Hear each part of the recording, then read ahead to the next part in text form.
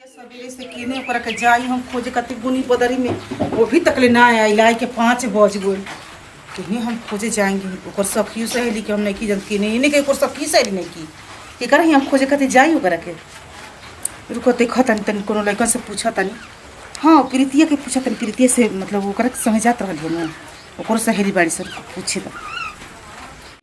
कि कहाँ गोल जे बताओ इतना ठाई ठाई बरखा पड़त बाटे आ सबको अपन घर दुआरे बाटे तो जाके काजन चाहा कान कोना की है बिया तो उनको ई बिटिया के चिंता बा कि घर से काम बानी घर के आदमी खोजता कि क्या करत बाटे काला पे टूनियान बगल की भौजाइया हमरे कहत है चाबी लेके ऐसे ही रखा जला एने ओने ऐसन बारिया का लेके चल जैसे ना तो दोषी हम होखम बेटी के देखेंगे नहीं कि बेटी कहाँ जाती है आ सियाना भइल तो बियाह शादी के उम्र भइल तो ओकरा के लड़का देखो के खोजो के घर ओकरा ठेकाई एगो बागल के बाड़ी एगो चाची उहाँ के एगो लड़की देखनी कबो बेचारी घरवा यहाँ ना आवेली एगो ई बिया पूरा सिवान बुझाला किए करे बाटे ओ तरी घूमत रहिले लड़का बनल बिया अरे जौन गुल खिलावत ताड़ी ना उ सब कोई के मालूम बाटे लेकिन का कर आदमी पेट में लगैले बाकी जाए तो घर के इज्जत ह बच जाई लेकिन ई त लायकी लागत है कि बिटिया हमके मुंह पे करिखा पोताइए के रही मानी ना कहले पे कहे मैं ना कि हां हम बेटिया कैसे कहती अरे कह हमारा का जाती कहतानी कब पे कहलानी सवेरे से अम्मा जी नहीं छी काम तो जो जरा हम लड़की आई ना एगो ले कोनो घरे बैठल होई सांझ हो गई अभी तक ले लड़की के पता नहीं खे फोन लगा के गप चबना के मामी ने पूछला आनी त कहताड़ी कि का जन जे जी क्या नहीं खिया तो गोइल कहां लेके भाग मत पर आ जाओ आ जन कर तूत बा ना तो लेके भागी जाई करस उनकरे आगे आई जोन करियन ना तो जैसन करनी वैसन भरनी वे ठीके कहाला जातन है तकिया में खोल लगाया मोय असही पड़ल बाटे हमार का जाता कुछ करो कहीं जा भाई बा तो वही खल के बा कि छोड़ दे हमर बहिनी है एकलौती बहिन बिया का तू बोलेलिस होई ना बिया साथी बिया न सद का पार पे चढ़ावस तो चढ़ाओ तो चढ़ जतिया एता ना कि मुंह देखाए लग कहीं ना रही हम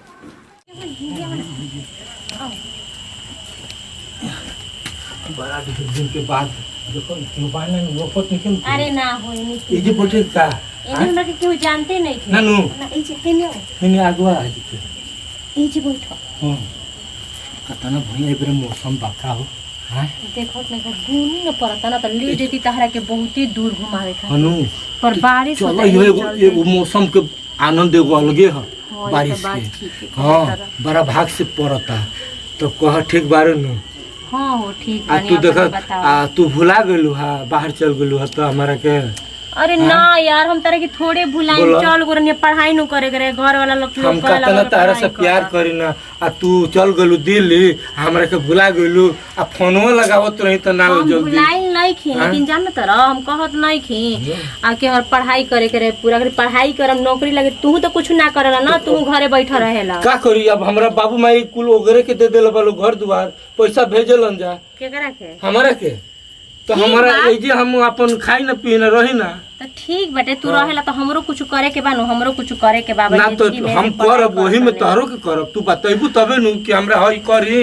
हम अपने आप कैसे जान लेब हम ओहनिया हमू कि तार एगो भैया आई रहले नु हम सोचे नी कि तारे बारे में पूछी लेकिन कहनी कि खिसियाए रहे भैया से मत बोले और भैया बड़ा खिसिया यही से ना हम ना पूछनी हम बिल्कुल से नफरत रखेला हम ना पूछनी का करे कहनी उनका कि खिलाफे हम करतन त करतन कहियो तो कहियो आइबू तू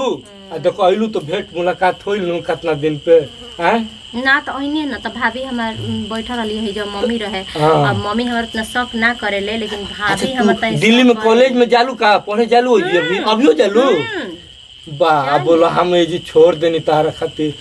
पढ़ाई लिखाई हमरा पढ़ाई करे के बहुते शौक रहे के चलते हम दिल्ली चल गनी पढ़े खातिर बाकी तारा के भुलाइल ना रहनी तार फोनवे ना लागत अब बोलो हम ये जी कातना तोरा सब तारा देखे खातिर हम कल छाता पे तारा के देखो ही ना तो मत कुछ हमरा बहुते कुछ पहले के मिलल था चुलल का सब मोय याद पड़ेला हमनी के लइकाई में खेलब जा गोली खेलब जा गुल्ली डंडा खेलब जा तारा चोट लागे रहल हां मैं याद पड़त रह हमरा हमरा सब याद बाटे हाँ, हम कुछ जान भुलाइल लियो। नहीं हैं? की आ तारा के चूड़ी ले आके देल रही लाल लाल याद बा देखा तोहर घड़ी अभी हाँ? तक ले पेनहत हेलो हां देखो ना ई घड़िया अभियो बढ़िया बा जब जब तरह से मिले ना तब तभी पहनी बोल कितना तू संभाल के रखलो बरू हमार प्यार निशान के निशानी रहे ना हाँ आहो चले के होने का और बैठे के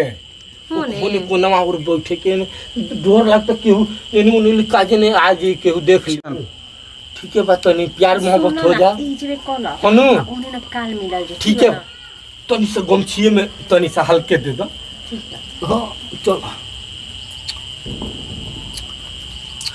चल हो गई अब कितना अब जाई ना हाँ अब तू जा हम जा तनी का अब फिर भेंट करबू नु हाँ भाई हाँ अरे का कहबिस देखते बाईस बजे ना हाय हाय बरखा पड़ता कि सब कोई अपने घरे दुआरे लेके आइल बाटे और उ एगो बेटिया भी है ना तो दोपहरिए के निकल सांझ हो गल अभी तक ले आइल ना कहता नहीं तो भाभा उनके मरचाई नियन तो घुमावस कपार पे चढ़ावस देखिए ना एक दिन आगे उनकर पता चली ना भगलस ना तो हम देखते बानी जिगे बानी जिंदे बानी हाँ अरे तू कह रहन चलिए ना हमारे ऊपर सुहाग तनको नहीं जान ऐसा मटक मटक चले बताओ गांव घर शहर ना हटे गांव घर में कैसे रह जाला ओकर तनको बाटे लोग लिपस्टिक 5 किलो ठलारी मार लेती है मेकअप वगैरह मार लेते बाल खुला कर लेती है जींस टॉप पहन के चल लेती है कान कहाँ जाले कान कोना भातार के दिखावे जाले हाँ अरे का कही एगो काम नहीं कि कर दे कौन हम तो सोचते ना कि जल्दी कोनो बूढ़ो लंगड़ो कैसे मिलता सुनते क्या कि जल्दी बियाह क के आ खदेर दे कपार पे लेगो हेडा के खत्म हो जाई एगो तनको रहन चल सुना देख दे अभी लेना आया दुनिया में देखा देखा कहाँ जाते हो नहीं का हो हाय दुपट्टा नहीं कितना लेवे के गांव घर में गए देखी तो क्या कही हो अच्छा ये बताओ हे त ना बारिश हो ताटे दोपहरिया अब ले गोइल बाड़ू आ सांझ हो गई क्या करत रहू नहीं कौन लेके तारन घुमती है कहल का चाहत रु कौन सा सब ये कहता कि जौन खा तौन घर ही मेरा ठीक बा बाहरी कदम मत मतलब रख काहे माई हरु हमार माई हनी हां घरवा के मालकिन मालकिन दिल्ली में पढ़नी त केहू कुछ कहबे ना कैलस त का करे घर में घुसा रही बिली में नहीं शहर के ना होई गांव में ठीक बाटे तू हमरा के सिखाइबू अब बबुआ नहीं ठीक बा तू हमरा के सिखाइबू अरे बाप रे बाप निमन बात कहला पे सब कुछ काला लगा देला निमन बात अपना निमन पास रख ठीक बा तोहरा इतना तोहरे खातिर कहता नहीं अपना खातिर नहीं की कहत हमरा खातिर तू का कहत तू अचानक की बात कहलू कैसे कैसे कह देलू हा जवान बेटी भर दिन ना पता रहते क्यों कही ना हम माई के फेर नहीं कि हमरा बाप के फेर तहार काहे दिक्कत बाटे ठीक कहलो माई बाप तहार हां ठीक कहलो हम घर के कुछ ना हनी ना ठीक कहलो तू हाउ त अपना जगह पे रह आज के बाद शब्द मत बोलिया समझ गेलू ना बोलम आ पूरा हक बा बोले के हक बा तू अपने बात पे हक जना करतब ना ठीक है करता माई बाप के तनी इज्जतिया पे चले रहिया ए जाना पड़े तू मेरी इज्जत का बचा गाइल बड़ू हां रखतानी सुनाओ तो अपने माई के फोन करके कि देखा मत बोली ना कहता हमहू रही अपन नहीं हरवा ठीक बाटे अपना आप के देखा समझ ना अपने ना कर बुना मिले बुझा ना इनके जो तरह से जा नहीं तो मिले के मुंह तब मिलबो मत कर आज के बाद हमरा से उल्टा सीधा सब मत बोलिए समझ उल्टा सीधा का पता चल पूरा क्यों ना होई खाली आई थी ओइ थई के खाली हाय जनबू कबो ना जनबू अरे जब तू गति करता ना घर में तार के रखल बाड़ू ना अगल बगल पूरा गांव मोहल्ला में सब कोई जनता जब गुल खिलावत तो जाताड़ू तू सखी सहेली के जाताड़ू जाना ताली तू कहां जाता भतार से रोज रोज मिले के मन करता तो ए भतार रोसल बाड़ू अभी तारा पता लगावत नहीं अभी ना तारा के यही लगन पार करनी ना माई माई क्या हरे माई तने आओ तने हम तने पिंकी घर से ठीक है ना क्या करे अरे हाँ रे वो कापी लेवे बाटे आओ तनी त तो रोज रोज कापी या किताब रोज रोज घोटा रहत है तरह अरे माई हमरा मंगवा देबे हम तो पापा माई हमरा ले आके बाद 4 दिन के बाद फिर हमरा जाए के बाद दिल्ली काहे नहीं की समझत 3 महीना हो गेल ना इला 3 महीना हो गेल हम जानते 3 महीना हो गेल तो मान ले कि रोज रोज तो गांव में घूमत रहे तो लोग का कही रे किनकर बेटिया रोज रोज गांव घूमत रहे गांव नहीं की घूमत का हम मंगवा दे ना माई नाम लेके आओ तने बस 10 मिनट में आ जाऊं ठीक बना ते वो दिन गोले तो उतना लेट आइले तो जान तो ढेर दिन पाइल बनी न तो बैठा नु ले तड़ी सन कहते से कि बैठो बैठो तो का करू भौजी देखलू कितना बतियावेले जागो हटेले बतिया के जागो हमरा भौजी लेखा हड़ी फिर ते वो दिन नहीं हमर खाइल वो दिन आराम भइले पर नींद आराम कर ले ना ये सूत हवा वो दिन हम खानी ना तोरे चलते काऊ काऊ काऊ काऊ हमरा के कदलन सकी घर में से गोलिया कब से ते का करत रे अच्छा ठीक बते बरा सूत आराम से ठीक बना तू कहे दे कनी के भौजी हमर बहुत ज्यादा बोलती है ठीक बना मम्मी ते बता दिल्ली हम 6 महीना रहनी तो ते ये थे आज तक देखल मैं दिल्ली में सब लोग तक ते पढ़े लिखे गोल पड़े नु ते जो हमर गांव ना हो ए जो गांव हो तो घूमे तो लोग का कही ए बरा भर जाई ओकरा बाद ना जाई ठीक बा खाली कॉपी लेके आवत नहीं आराम से रहो देरी मत करिए जल्दी आइए ठीक है माई जल्दी आ जाओ ठीक बा हतना दिन फोन कइलो बनी अभी ले आइल कहाँ बिया बुझाते लेकिन चलो ए जे बैठत तनी पानी पड़त त का कहीं जाई तो वो फेना के चल जी अरे बाप रे तो पानी ये तारा अरे। ना सुदी नीमन नहीं खे आगलू जो आवतन तब बारिश से होखे लागत बहुत दिन बारिश होत रहा आज बारिश से होता तो बहन बाई इंद दे हमनी पर खुश परसों बारे जाता नहीं समझ गेला ना परसों जात हां रहे हमर जात नहीं हमर फोन आवता तो जो हमर कथी बटे एग्जाम बटे हमरा के परसों जाए के बा बोलो हमारा सुना देलू परसों जाते हैं हमार तो मान ल पढ़ लेम लिख लेम तो ठीके न हो जाई तनी से और पढ़ाई पूरा करे के बाद क के फिर हम आ जाई ठीक बा ना फेनाई बुनु हां ये तरह के हम बतावे खातिर नहीं हमरा परसों जाए के बा देखा फेनाई हो देखा मर ना आइबू तो देखा पाका हम जान दे दे अरे ना हो ऐसे मत हम परसों आ जाई ठीक बा तू ना आइबू हम जान दे दे तू सुनी हो कि परतवा मर गई चुनी डर के अरे तू ऐसे मत बोला हम परसों जाइम और ओकरा बाद फिर हम 1 महीना के बाद आ जाइम ठीक बा ना 3 महीने से जे न बनी फोन नंबर दे दिया हमरा के नंबर आदर भी नहीं खे तो नंबर बरू है उहे नंबर हमेशा उहे नंबर हां हां हमेशा ठीक है बा उहे नंबर वही नंबर बस हम अभी कइला रंग उहे वाला हनु हम्म ठीक बा चलो आ देखो भुलाइयो मत हनु अरे ना हो बुलाई ना हाँ। जान तर 3 दिन से माथा दर्द करता पता ना का क्यों घर में कुछ पूछला कहा अरे जात मम्मी जान तर मम्मी खिसियाती से रोज रोज मिले ना है, समझ गेला ना हां मम्मी खिसी हाँ मानते नहीं तोहरो इज्जत दुबा लोग का कही तू टेंशन मत ल कुछ होई त बोलो तोहार नाम ना चोरी चुपे आवत नहीं हम आ तू तोहरो मन बताबे न आवत नहीं हम हां त हम कब कनी है ठीक बाटे त हम जाई ना देखो केहू गांव घर यदि हमनी के पकड़ाइयो जब तो हमरे पक्ष में बोलियो ना तो मुआ दियो सन मार तू के टेंशन मत हम ल, ठीक जान बा? दियो ना, तू टेंशन हां मत। हमरा मुआ दियो सन तार लवलेटिस के चलल बीमारी अरे समझ नहीं के टेंशन मत जान ले हम दी। जाई हां ठीक है बात जा का करी हम हैं तो ठीक है बात तनी सा हमनी के वही दिन निहन तनी हैं ठीक है बाटे ज्यादा थोड़े हम देखते बारू तू हाँ चल,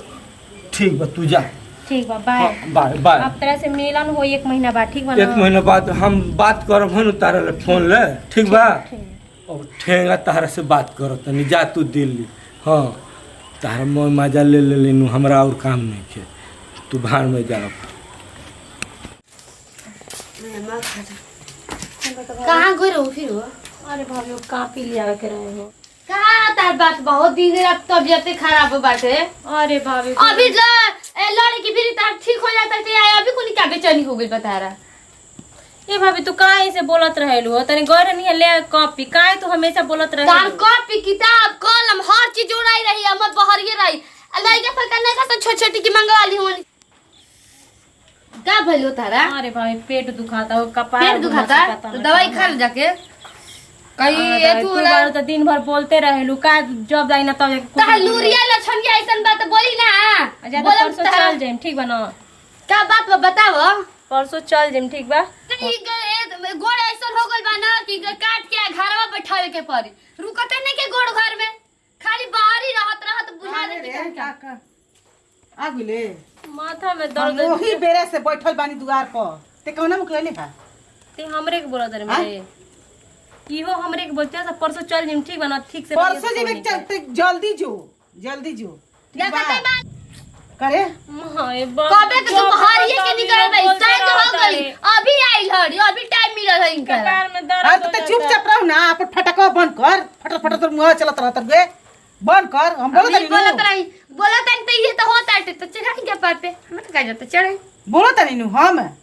मन हम जो अपना हम खातिर बोलत बोलत बोलबे। नहीं अपना खातिर बोलत नहीं कि इनका खातिर बोला तानी छोट लड़की भाई दूध पिया तानी क्या किस मत है अरे, इनकर बात तो चक्कर होता एकदम ई कोबे से मैं कपार दबाती कर तरी दुखवा जाओ कब से ते अभी आओ तेरे घरे अरे का चाहता ते रात दिन हमरा ये कलह करवाई ठीक बता है माई अब नाजिम हम परसों चल जाए ठीक है ना परसों जो चाहे कहियो जो तू। ठीक है अब देख उन उनका कहे के मौका मिली ना तोरा कहे के मौका मिली हम परसों चल जाते नहीं ठीक है जो बुनी करता जो घर ते पुनिया मतनी बेले का कहता रे दो माने उ हमरा कितना बोलत रे रे ठीक बा आ परसों देख से तोरा ना कैसे बोलती है ना बोलिए ठीक है माई कन मन ठीक नहीं के ठीक है ना पसंद मन भइल बा हमर का हो गेल तोरा का हम कोही कर समझे में नहीं के होती का करतिया हैं उतनी बेर के गोल हमरा के परसों चेता के गोल ओहो दिन हमरा के ऐसे बात सुनवाइलस आज हमरा के तरी कबे से बोलत यही पतो है बुढ़ा है तो बुढ़ो बोली का हम कोही हमरा पगला देले बिया ई लड़की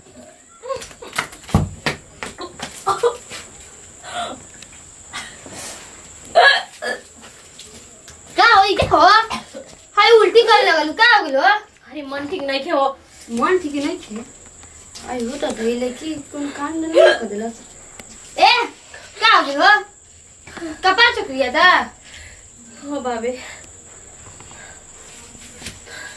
हो गई ना शांति हो गई शांति ना आए मुंह पे कच्चा पुतवा देलु ना आए भाभी धीरे धीरे अरे अब का इज्जतिया तू रह गई हम ना जाननी कि ज्यादा जवानी पे बोला कि पहले से ताना मारत रहलू अब तू सच में और ताना काहे ना मारम हो चुप रह कौन कर का भगरे का बोलो का हो तोन के हैं हम का कहीं का हो गई का कहीं का हो हमनी के खानदान में ऐसन कबो ना भरे लेकिन पहली बार ऐसन हो गई कुछ नहीं के पहले पता ना का इतना चिल्लाता उल्टी कहताड़ी आ समझे कि क्या कहताड़ी अब उल्टी कर उल्टी ना दिया कर का तो बेटी उतना उल्टी ना कर सकी उल्टी ना कबार में चक्री आता आई खटाइया हमर देख के इनकर मन कट हम त लइका हम त द्वारा दे के बंद हम खटाई खाता नी कोनो मन करता छीन तई हमरा से खाता है करे तू का कहती है कोई मुंह नीचे हो गल अब के कहि हन देख ली कहला के नतीजा देख चल तो ली पहले पूछ चलता चल। चल चल अब का नीचे मुड़ी गड़ रहा गुलाब का काहे रे काहे नहीं किसी बुलाते का भाई खटाई क्या कम करत तोरा का हो तार तनको ना बुझाई हो इज्जत गवाए में का तुमको करे? भाई के का कहती हो अरे काहे नहीं किसी बुलाते काहे नहीं बहुत तानी के बिटिया दोपहरिया ले काहे जाके नहीं सांझ बोलते? काट कर देती है काहे नहीं किसी बुलाते आपका बोलने के मुंह बा बोलत काहे नहीं किसते का कहती हो सही बतवा ना हां मुड़ी हिलावत के ले एकदम से कर लग सर अब ले वहां के रह दी तो गर्दनिया रेट दिहत लेकिन हम बाहर बानी जा अरे मन तो हम ही एक गर्दनिया दबा दी मन तो कहता हम ही एक गर्दनिया दबा दी अरे कौन महीने को भेजे अरे कौन महीने को भेजे बता कौन महीने को भेज बता रे 2 महीने